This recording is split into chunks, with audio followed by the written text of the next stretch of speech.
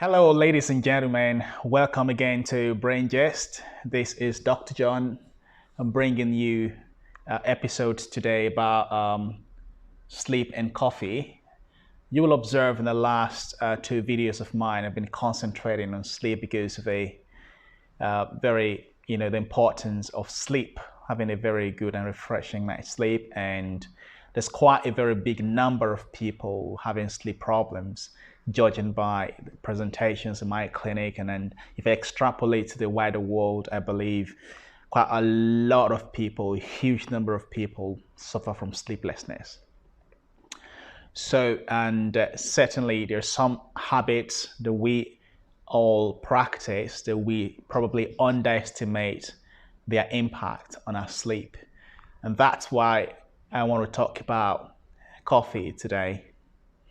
So thanks for watching all the time. And if you haven't subscribed yet, what are you waiting for? Please hit that button and subscribe so you can benefit from this video and all of the videos that will be coming out in the future.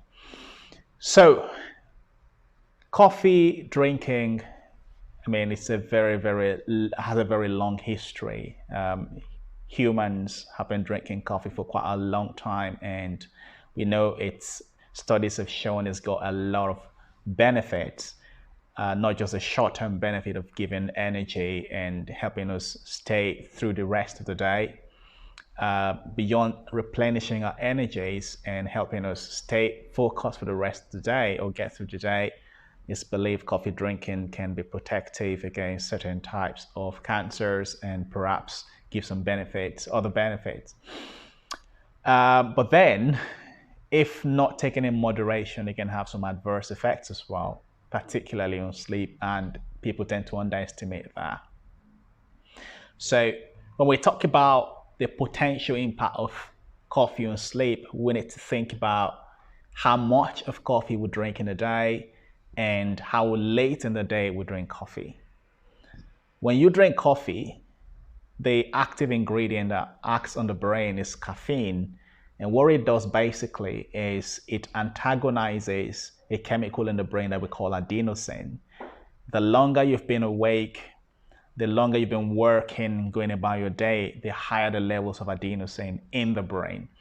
And over time, as the levels of adenosine increase, it reaches a level where it starts to make us feel sleepy and tired. So what caffeine does is to neutralize the effect of adenosine so that even though this chemical is there, it's not able to interact with the brain sufficiently to give that signal of sleepiness. And therefore, we become more alert. Now, how late in the day should we take coffee? For those who struggle to sleep, then that becomes an important question. Could your sleeplessness be caused, at least in part, by how late in the day you drink coffee or how much of coffee you drink in the day? So the guideline or the foundational principle here is that when you take coffee, your caffeine level goes up and it goes to its peak within a short period of time, perhaps within minutes. And then for it to drop to half that level, it takes about 5 hours, give or take. Of course, we have individual variations in physiology. Some people will metabolize faster, some slower. It also depends on other medications that we take that can interact with how quickly the body is able to eliminate coffee. So it means if you drink coffee 5 hours to your bedtime, it's a very high chance that the coffee levels will still be really high at the time you're trying to go to bed, and that can actually disturb you and bother you a lot. Imagine drinking coffee at 8 p.m. and you're going to be going to bed at 10 p.m. So if it takes another 5 hours to reach half its level, not even complete elimination. So think about how late you may fall asleep eventually because coffee is interacting with the brain. If you don't think about these things, then you may be wondering why you're not able to sleep on a long-term basis, and it could just be coffee. I'm not saying that's the only factor. There may be other factors contributing, which your physician will help you to delve into and identify and then help address that. But coffee is certainly an important factor to think about.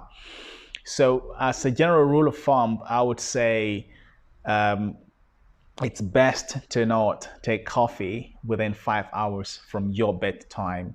And some people's brains are quite sensitive to coffee that 5 hours may not apply to them. Maybe for them, they may need to extend it to maybe 6 or 7 hours. I know for some people struggle with sleep.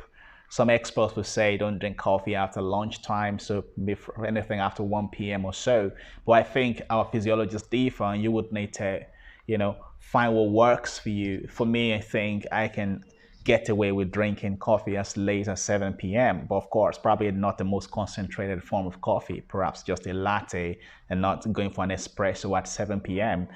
I've never tried taking an espresso at 7 p.m. Perhaps that can really, really cause trouble for me. And then, of course, if you're drinking quite a lot of coffee, a lot of coffee in the day, maybe 5 cups, 6 cups, it might be useful if you cut off the later ones and then reduce it to maybe 3, not more than 3 in a day. So that's what I want to talk about today. So I do hope you learned something. And if you did, of course, I encourage you to share it with other people. You can't tell, how much it can impact their lives positively. And of course, subscribe and stay tuned for the next videos. Thanks for watching today, and goodbye.